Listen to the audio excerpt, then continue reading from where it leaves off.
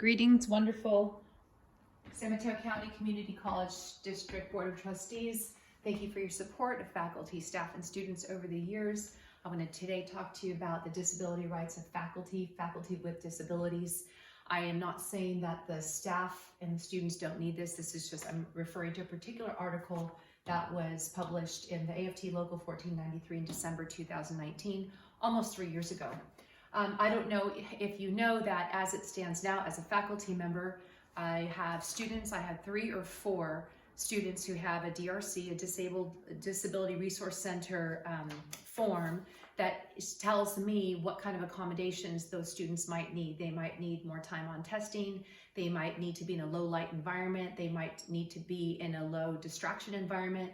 They might need, there's all kinds of different things that we need to do for these students. It's fantastic. It's a great program. The students know where to go to get the assistance, and then the DRC, the institution, knows to reach out to us and tell us how we can serve these students. It's fantastic. It's good. And I'm asking that you do something like this for faculty. And I did some research on this, and there are other districts that do this already, where the same Disability Resource Center is used for faculty, staff, and students. Why aren't we doing that? Because it's the right thing to do. In this article written by Lori Slickton, who's my faculty colleague, she points out a few things that to promote a culture of access and inclusion, the following is proposed in this series. And she said, first, we need to identify disabled faculty needs. And at a time, I had been through, a drunk driver hit me, and it was, got a head injury and had some other physical injuries, and I teach dance and yoga. It was difficult, and it's still been difficult, and a lot of people just laugh at you because you aren't making all that sense, because not all disabilities are visible. There's invisible disabilities, and it doesn't help much when people just laugh at you and don't help you. So I'd like to help help faculty and staff identify these needs and get us on the same kind of care and consideration that students have. So what Professor Slickton said is that identify the needs in compliance with human subject protocols.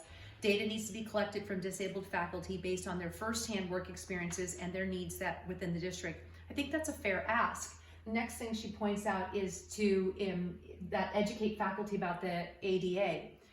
And she says what constitutes a disability, what are essential functions, and what is a reasonable accommodation.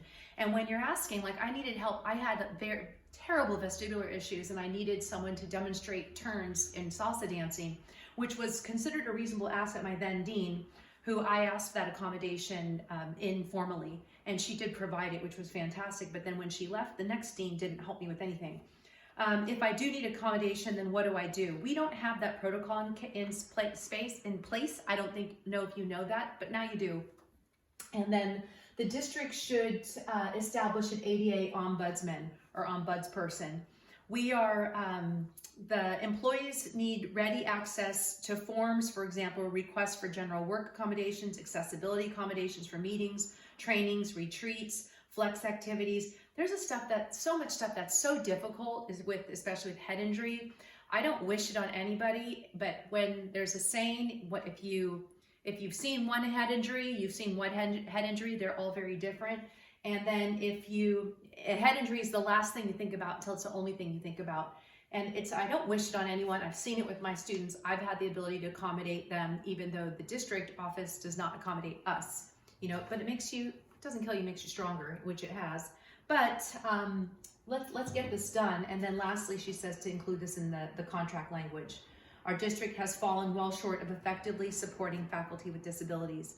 So if we could do a better job with this, I'm willing to help. It's a serious issue. No one is exempt from getting hit from a drunk driver, and I don't want anyone to know what that's like, but we're living in these conditions, and we could use the accommodations like ASAP. Thank you for your time and consideration. Much love and light to all of you. Thank you.